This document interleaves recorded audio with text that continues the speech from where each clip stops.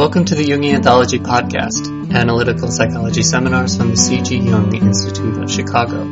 Episode 19, a conversation with Arwind Vasavada. Arwind Vasavada was born and raised in India. In the 1950s, he traveled to Zurich to study at the Jung Institute and to work in analysis with C.G. Jung. Although he had only a few sessions with Jung, he considered him his guru, a title which Jung himself did not accept in the Indian sense, but gave Vasavada nevertheless some important transmissions, to put it in the terminology of Hindu tradition. After finishing his training in Zurich, Vasavada returned to India to open an analytic practice. June Singer visited him in India in the early 1970s and invited him to come to Chicago, an invitation he gladly accepted. Vasavada lived and worked as a Jungian analyst in Chicago throughout the 1970s and 1980s, and he was a founding member of the Interregional Society of Jungian Analysts and the Chicago Society of Jungian Analysts.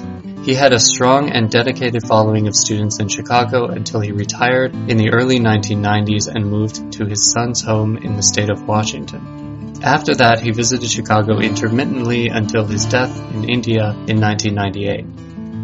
In the 1980s, analyst Josip Pasic and Marie Stein held a series of discussions with Vasavada in Pasic's home, where they were filmed for posterity. The dialogues revolved in general around analytical psychology and its similarities with and differences from the traditions of the East. The following is an excerpt from one of these conversations. Arwind Vasavada also gave a lecture on Hinduism in 1994, and a link to that is in the show notes.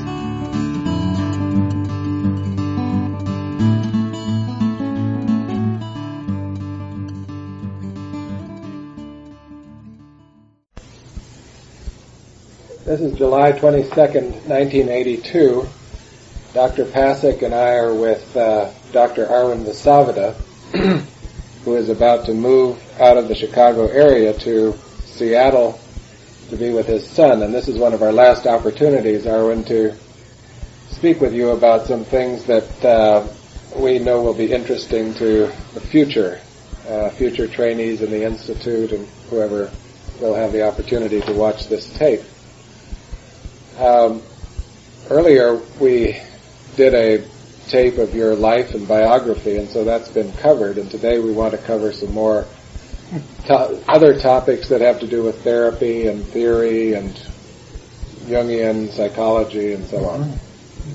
So maybe we could start with a question that combines the biography and the theory to ask you something about how you yourself came to terms with Jungian psychology or integrated it into your own background, coming from India with your religious tradition, your training in literature, so on, coming to Western psychology.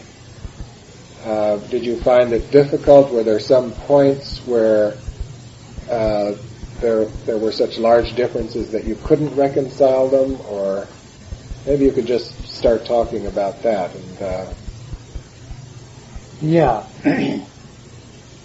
The difficulties that I encountered between my own tradition of the Gurus and you, that was soon after I reached India, having got my diploma. The main emphasis which became very clear to me was that my guru, as I found later on return from Zurich, that he did not emphasize or gave importance to personal situation that was going on within me when I returned to India. There was something which was bothering me, and I wanted to understand that. And it related to certain relationship between myself and another person. He did not care to go into that. Whereas I had learned to stay with my feeling, with my dream, and whatever I was experiencing, according to you. Mm-hmm. And that was the biggest difference which I, for the first time, found.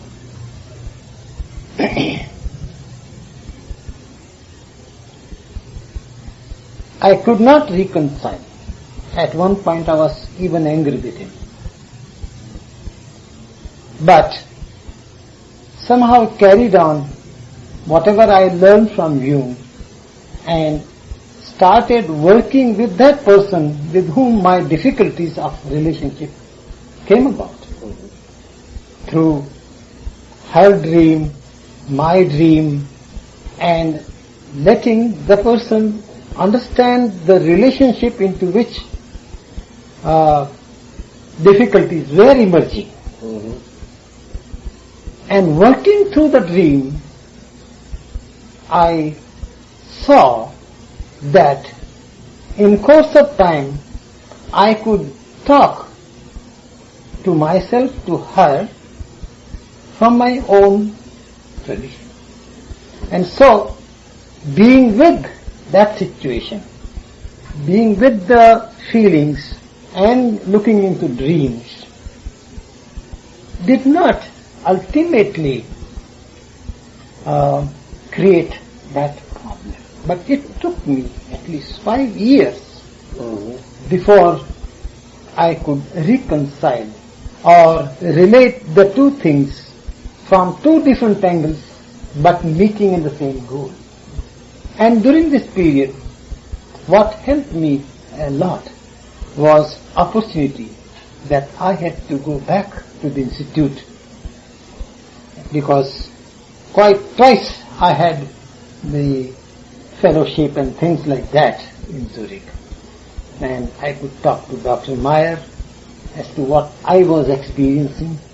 And during that period of relationship, even a couple of letters from Jung helped me a lot. And he told me that I expected this had to be, you had to go through this thing and integrate or say reconcile, whatever word we may use, the two streams from two different cultures. Was it the case that it was the personal element that was not reconcilable at first with the Eastern guru tradition? The feelings, the dreams, your own personal involvement in a relationship, that would not be taken into account. Because whenever I used to talk to him about it, he said, it's a passing phase, it will go away, don't worry, let it go. Yeah. Pass it on. I see. That is what he was saying. I see. And thus I felt this was being brushed aside. Mm-hmm. I was being made of no importance. Mm-hmm. And actually, that is what I had to learn. Yes. In a way, Arwind, I wonder if when you said you got even angry at him at one point, yes, that was related to the intensity of that feeling, and you kind of couldn't just let go of that because it was intensive. It has certain intensity, certain impact on you. What? I couldn't follow you. The feelings that you had, these personal feelings, had certain intensity, and you felt them inwardly, while Guru was saying, let it just go, it will pass away. Actually, the anger that came to me in relation, I was angry at him only because at that time I felt he was not paying attention to the suffering I was in. Yes. That was it. That's what I meant. You felt the intensity of that suffering. Oh, terrible. You thought, how can one let go of anything that has certain intensity and so impact? That's correct. That's correct. And how to let go of suffering by suffering, even to suffering, not blurting it out, not spilling out the blood from the vessel and containing it. It is this which I have to learn. And perhaps I did not learn that even in Zurich, but because many times when the dreams were not easy to understand and a lot of inner conflict was going on, what was required was to stay with it, which I had not done. In a different way, I learned from my guru, and thus I could make use of the two things that you can do, that by meditating over your dreams, your feelings, and thus two ways meet. Mm-hmm. Yes, well, I think that's very interesting, because the guru's way would have been to detach yourself completely from your own personal life and your problems and so on.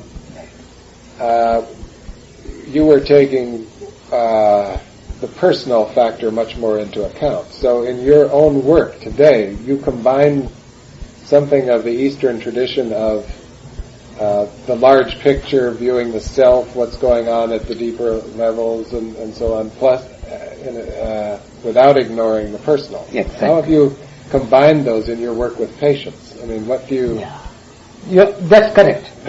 And in this, I was helped much more by focusing technique of Jungian.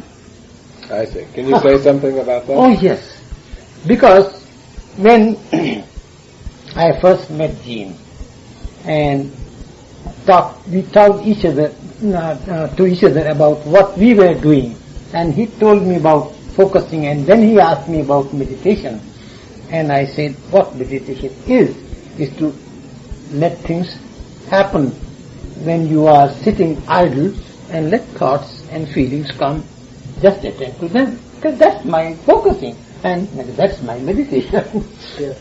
And then I attended some of his courses and his changes groups, and what I saw was that he made people look within to the whole of the organism as the organism was feeling, whether in terms of physical things, discomfort, or psychologically. And just stay with it and let answer come from there. It is this which gives importance to the person and yet goes beyond to what that moment is telling you. Mm-hmm. And so in this manner, when my clients come and they are in a throe of pain, we enter together into the pain and let the person feel into it and see what that pain tells and listen to it. Mm-hmm. In this manner, Jean helped me a lot. And thus, the person and transpersonal both could be held together. Mm-hmm. Like that. Now what you're saying is you start with the personal, and then that goes into the transpersonal. You don't start with the transpersonal. No. You cannot, because when the person is relating whatever trouble he has, it is so personal, and it is only through that we have to go beyond. Actually, what you're saying also, that you start with whatever has intensity, and whatever is in the foreground, you go with that, and that could be personal, could be sometimes a big jump into something that even isn't personal, but you start with what has intensity. Means we don't go with any kind of preconception, prejudging. We are listening, present to the moment. In what way has the Jungian theory helped you? I mean, you could do almost all of this. You could focus, or you can be with the feeling, so on, without any of the concepts of Jungian psychology or so on and so forth. How does the Jungian theory fit in, or how does it help?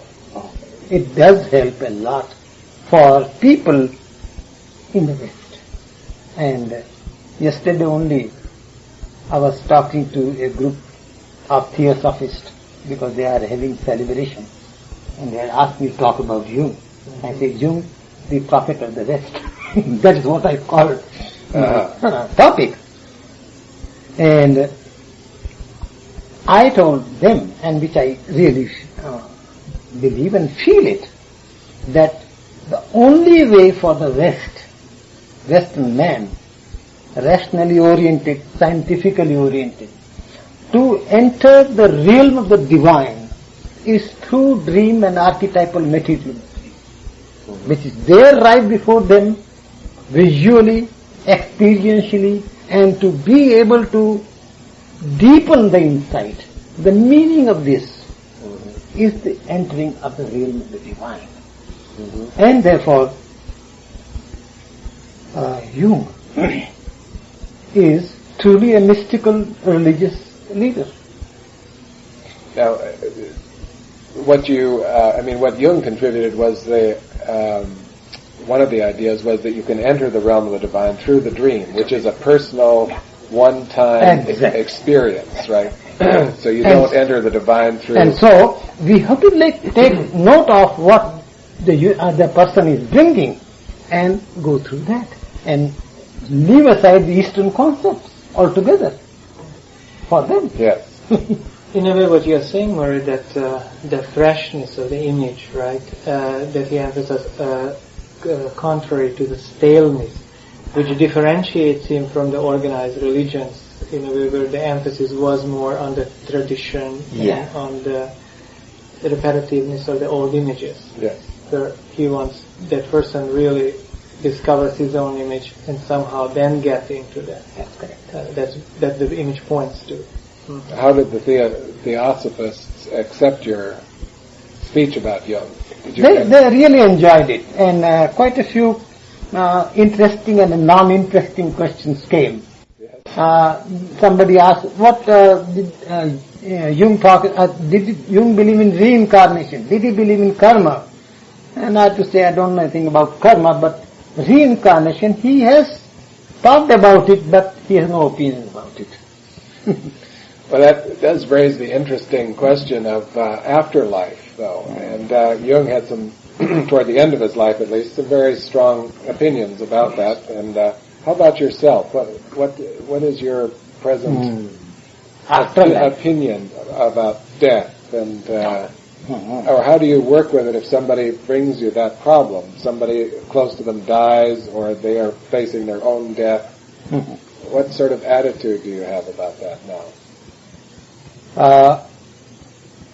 I have learned a lot about ending and what we call death during this couple of years of my suffering with arthritis and being alone.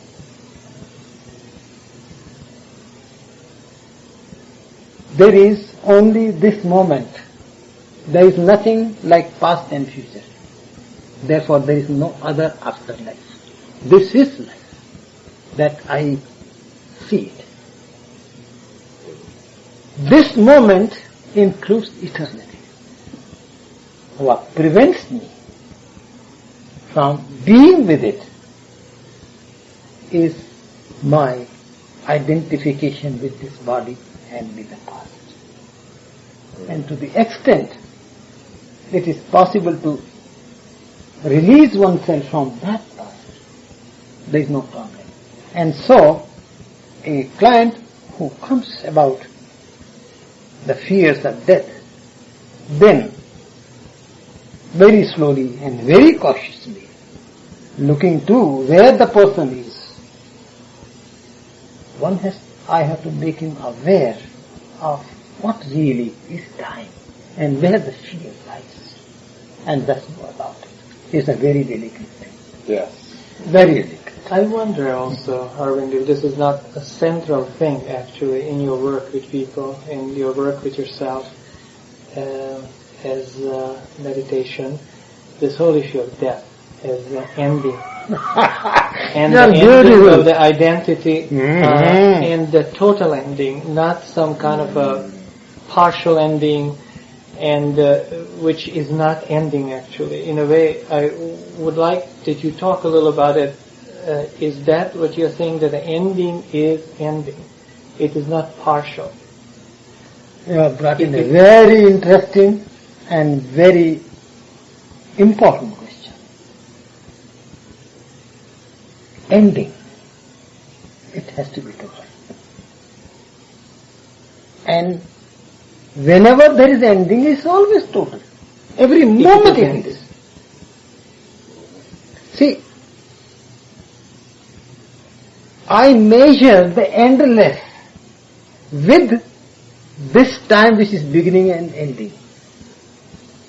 Let me explain to you. If one can get into that thing, this problem of I am whole now and I am not whole now, fragmented later, this does not bother. How? Before I speak, there is silence, there is totality. These are all words, but there is something there. When I speak, I become of myself, become of time, aware of the time. Sentence ends, time ends. Okay? Yeah. I am there, but I don't know. I can't talk about it. So I say wrongly that this consciousness is continuous, whereas wholeness comes and goes. The mistake is, I am measuring that which is immeasurable by this little beginning and ending of my thinking, beginning and ending of my act. When I begin to understand that this is a wave coming out of the same wholeness, it is a wave which is coming and meeting again and again, no problem of being fragmented or whole. So, every moment to become aware of ending as a total, it is always total. And that in a way can happen in a way if the measure ends in a particular moment. And this is the meditation. I feel the word meditation means to measure, right? Yes. And really means also to end of the measure. Yes. And Yes. Means to be in that silence from which everything, all words come. That is In the the goal. beginning was the world and world was his word. The goal of your meditation is to reach the silence and to be at one with the silence. Silence of thought. And yet it will be speaking. Because out of that silence, when thinking, talking happens, it happens. I don't. So silence is not, it's very different. It is silence and yet it is talk. are you saying, Arwind, to make it clear and connect a little with Jung's position, the thought is there and yet the identity to thought is not there, kind of in a way, if we go back to the more kind of formal categories like ego and complexes and all that. Ego is a thought, but it's not just any thought, but it's a fixated thought. It's identified. It's one is identified. Yes. So what you're talking about, ending of the identity, not actually ending of the thought, but ending of the identity to the thought. Is that what you're saying? Yes. The emotional attachment to what I know, which is mine, which is really not mine. I received from the collectivity, from the world. It belongs over there. I just hold it in my little hands. That's all. This has to break. So in a way, that is what you mean also. Yeah, and in a way the me is then false actually, because me identifies with that collective thoughts. So the me is, are you saying that Have me is we false? seen our me? That's a thought, concept. There is something. We cannot deny that thing, which is there.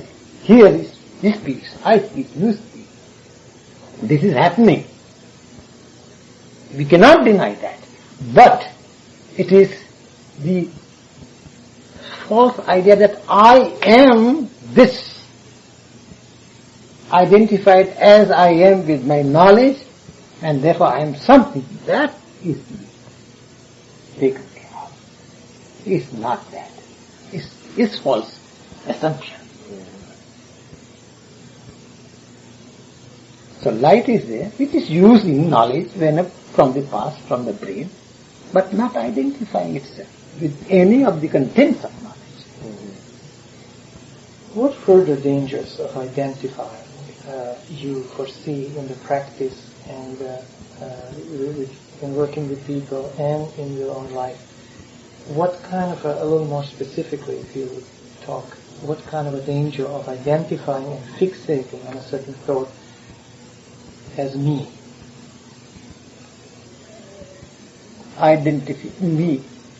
Fixation with anything, identification with anything, and thus separating myself from the other.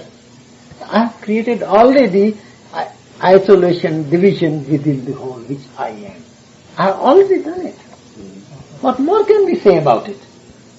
Any kind of identification. And therefore, for us Jungians, who have learned, experienced, and are on the way to the wholeness, how can we even talk that we are Jungians, even though we are Jungians, and separate ourselves from anyone? We include everything. It includes everything. Wholeness includes everything. I see it that way. And in this Eastern and Western tradition, that all is one. Sarvam khalu idam Brahma. Everything is Brahma. Like that. So you're saying even that is a danger to identify with that. I remember once kind of a funny kind of remark of Jung written somewhere that says, Jung said, "Thank God I'm Jung and not Jungian." Yeah, that's correct. I thought it is a kind of funny statement, but I thought it is a profound point. It's one of the most profound points, actually, that I read in Jung in this statement. Well, you wouldn't call yourself a Jungian, then. I mean, you've used Jung on your way, as we all have. Yes. And have found help and so on, but you've in a way used other things as well and come to your own thoughts and ideas and perspectives, methods. Mm-hmm. So what's the question? Well, this question of identifying oneself as a Jungian, of course, out there in the marketplace, if somebody says, "What kind of therapist are you?" It's an easy way of orienting people. Yes. So, but surely people come to you and expect a Jungian treatment, right? They have something in their heads. What is a Jungian treatment? I want to individuate. Here's the process Jung writes about. And they come to Arwind and you do something a little different. Or you don't meet their expectations because you have your own way. Correct. But being a Jungian,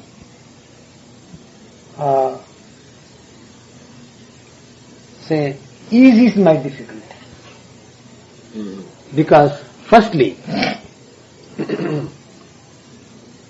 name Jungian or Freudian is a kind of counter which I give to people that this is what I am, or person.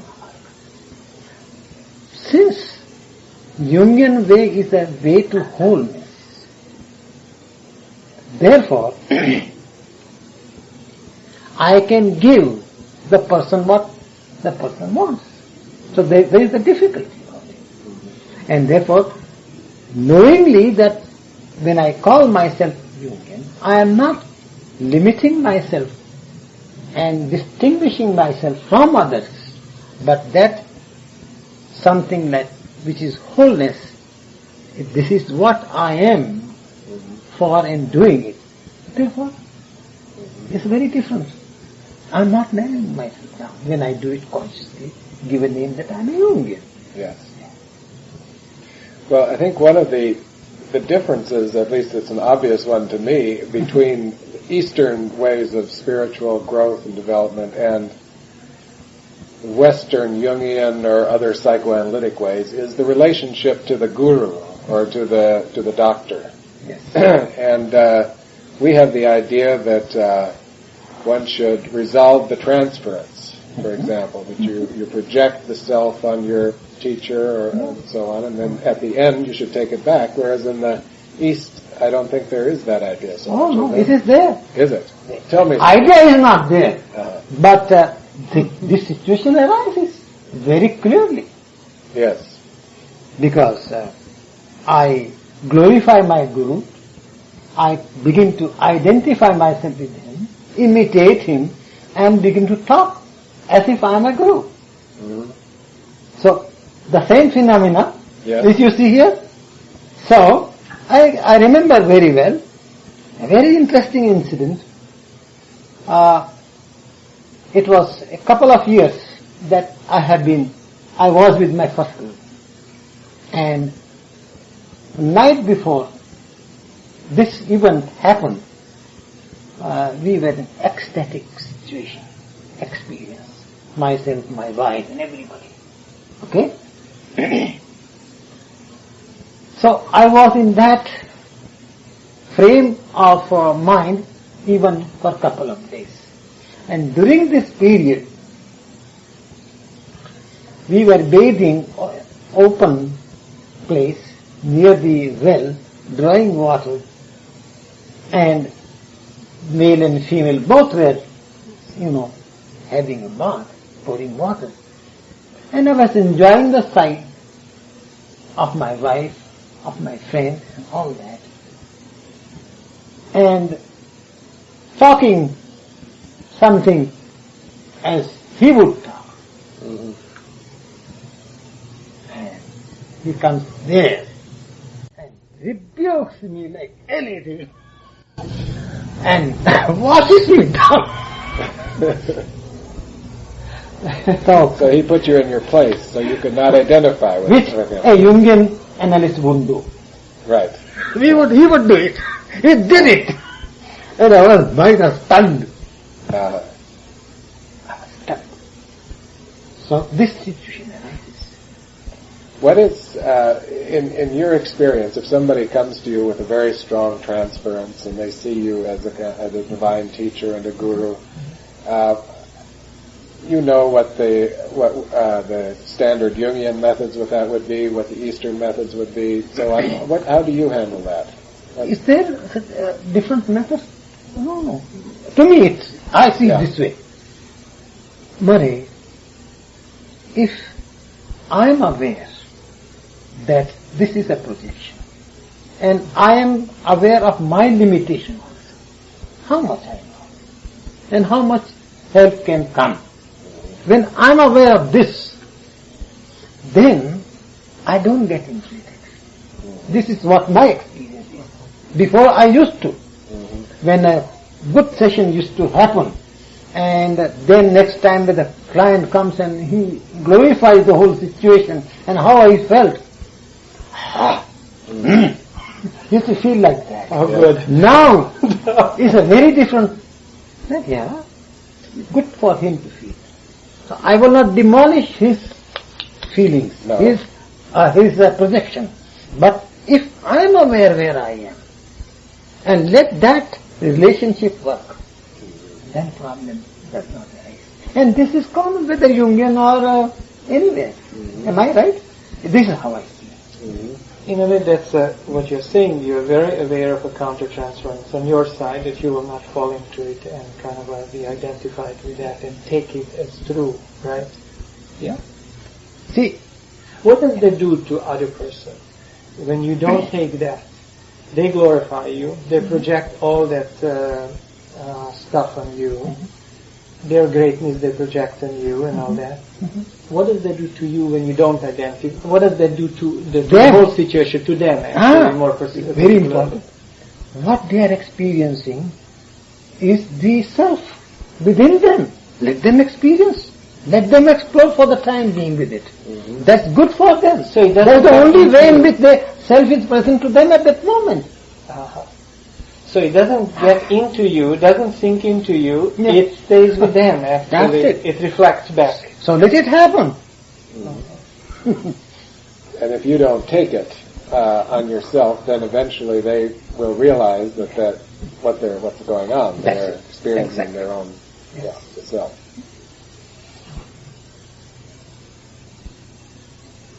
Well, there is the tradition of the guru is different from that of the analyst in a way, isn't it? That you, well, you could say much more about that than I. You know,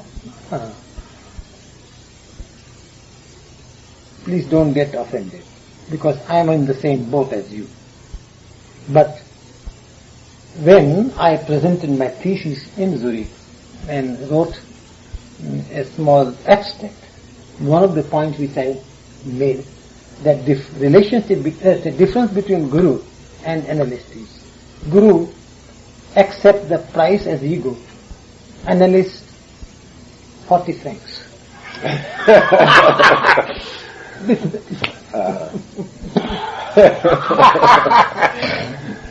This is the biggest difference between guru and analyst. But don't you think that makes it easier for the analyst, actually?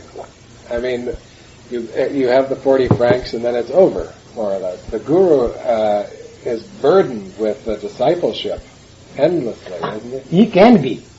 He can be. Then he is gone. He is no more guru. He cannot do his work. I see. He cannot do his work. Because guru as a person does not do anything.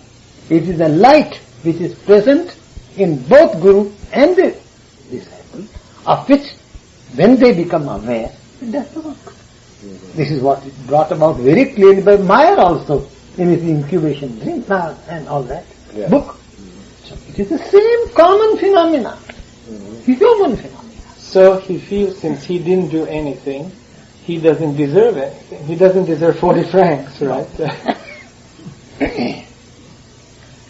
But see, he receives it in another way. Because he also has his household and expenses. So instead of money as a direct kind of exchange, according to my feeling, according to XYZ's feeling and status, he offers him whatever he can. It may be money, it may be say grain, it may be fruit, it may be food. He receives that. So that is. Here the point is that receipt of exchange is not out of greed, but out of maintenance of, say, physical, biological security. Not beyond. And that is just more or less automatically provided by the disciples who come to this the is guru. the tradition of it. They take care of the guru. That is the tradition there.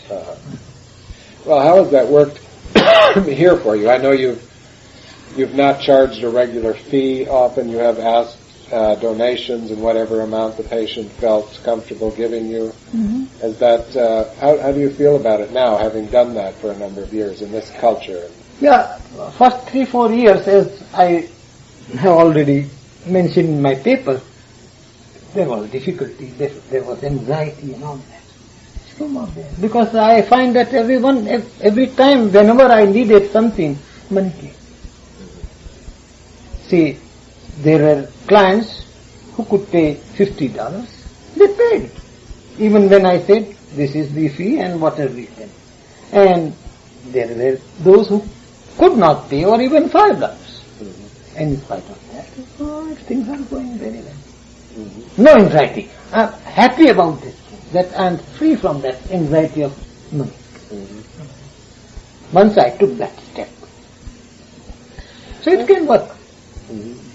Arwind, I want to ask you, since we are talking about differences and similarities between guru and therapist, like particularly Jungian analyst, could you reflect a little on if there is any difference between the Jung's notion of the self and the Eastern notion of enlightenment? Is that the same thing, or is there a difference? No. I felt also personally and also from reading that Jung was deeply a religious man in the true sense of the term. And you know, in that BBC videotape, he says, I know, I don't have to believe. The way in which he speaks, he comes from Mooladhara. And so he experienced, knew it. In that sense, due, not here. So, what he was talking about self, and what Eastern tradition talks about self, it's one and the same thing.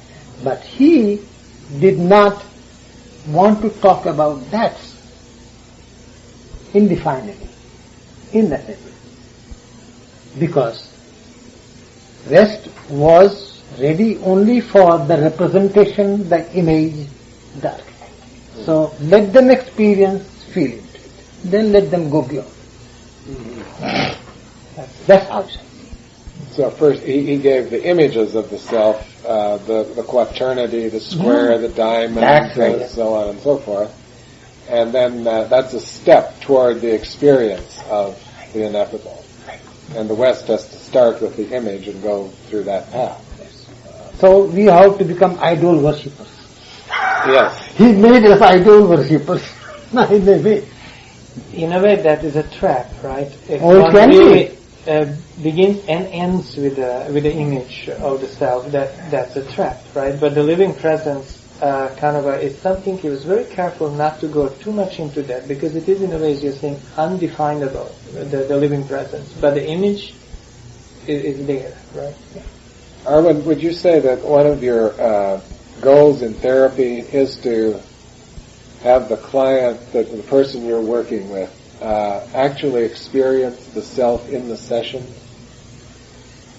If somebody comes to you with a problem and so on, you discuss the problem, you talk about it, and so on and so forth, but that's not very healing usually, just to figure out solutions to problems. Do you attend to the presence of the self in the session? Do you hope that it will be constellated right there and experienced? Or does it happen, never happen sometimes? It may not. It may not. We have to be honest to the moment, and honest to the client. So wherever he is, whatever he is bringing, to be with it honestly and sincerely is, I think, to me, sufficient. And if that moment deepens on its own next time or some other time, let it happen. I can't do it. You cannot make it happen, no. But does it happen sometimes? Are you happy when it does happen? Oh, naturally. Yes. I'll tell you some recent experience of a very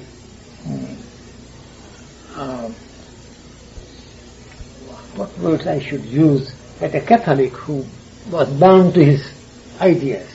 Rigid, dogmatic. Rigid. Yeah. And how he was in the beginning bound to the vows that he had taken. And it was difficult in the beginning to let him see.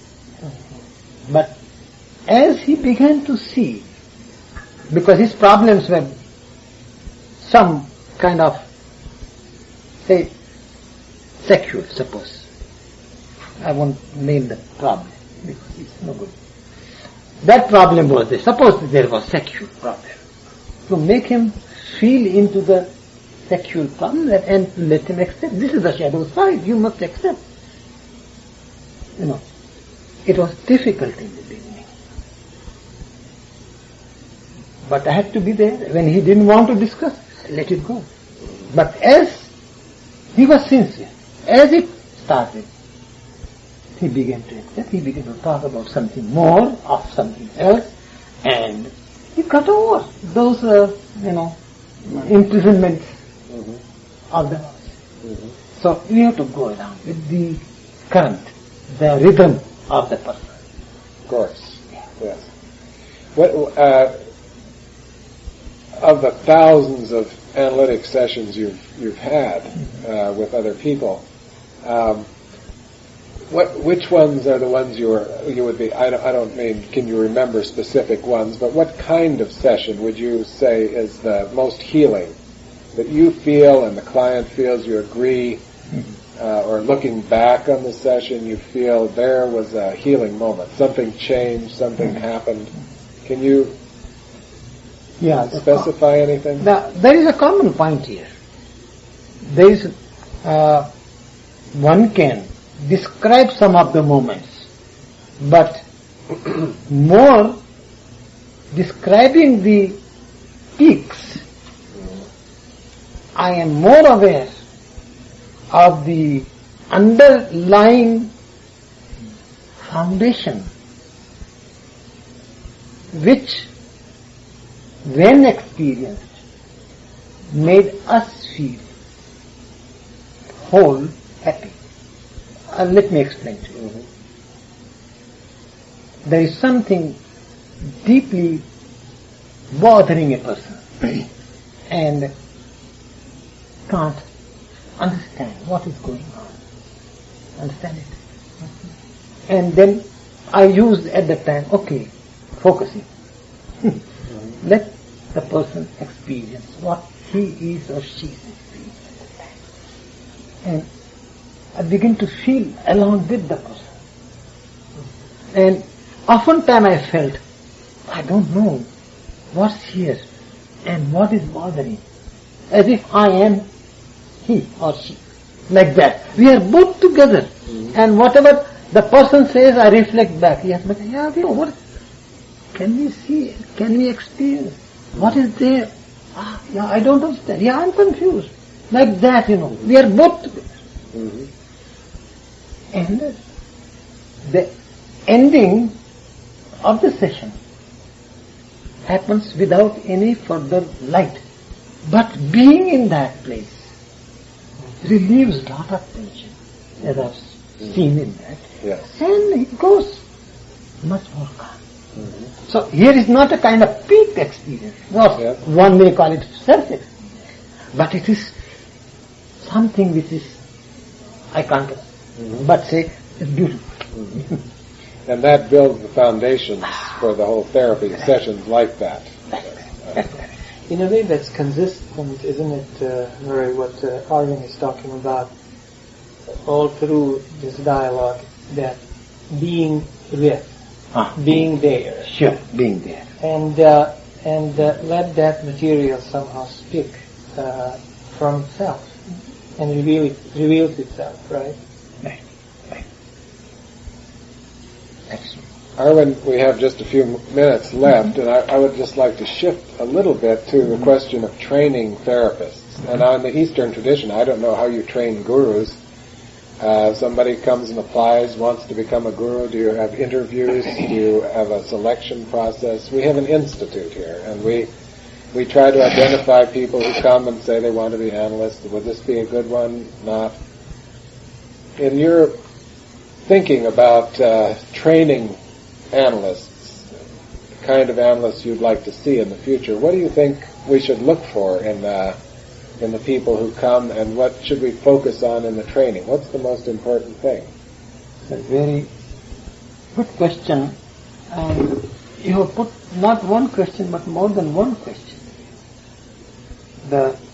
What kind of training we have in our guru tradition, and what kind of things we should look for in the people who want to be Jungian analysts. Let me first of all talk about, as I have experienced with my guru, as so many others used to come to him, and the way in which he used to do with us. There was nothing like diploma, there is nothing like degree, there was no restriction as to how many times you come, and all that. All that was important, that you listen. And if through listening you will go on coming till you feel it is okay. And as so many times I saw with my students who used to come to my guru, they break away, go their own way because they are doing this or that. That's all right. Do what you like with whatever you have received, however, how much you have received and how you are using is no more Guru's concern. Because what you are doing, you are responsible for. Guru is not for it. Mm-hmm. Right? So this is the kind of training it all is there. Of course, there are other institutions which have grown up where you are required to live a kind of life, read certain scriptures as Chinmayananda have and many others have. Mm-hmm. But we will call them learned people. Learned people. Learned. You cannot bring about spirituality through this kind of thing. Mm-hmm. No, it's not that training. It is your own inner inspiration from within and living according to it, going along with it, and not caring to be called a guru, which makes you guru. Mm-hmm. So we can apply that in here. And if you remember, when June was here, and we had just started our institute here, Chicago, I brought in one quotation from Jung, where he puts individuation as highest value. Mm. And say, let us this be our motto. And whosoever is prepared to stake everything for this, he is the right person. Whether he is master, whether he is not master, because you have worked with him for 100 hours, 200 hours, and found out where he is at. Let him go. Let him be a part of our work. That I would prefer. And that is what, from the very beginning, when in 70 I came, I wanted June to do that. And we had differences. So that is what I would like to do. Is there anything else you would like to say before we stop? We can enter the silence together. Yes. That's the best thing.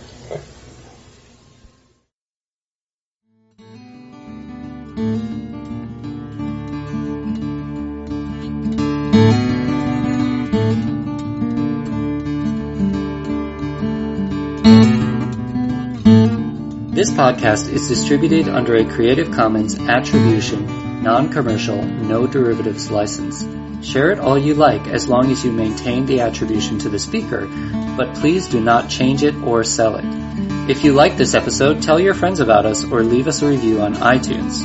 For more information about classes, training programs, videos, audio, this podcast, or to find a Jungian analyst near you, visit our website www.jungchicago.org.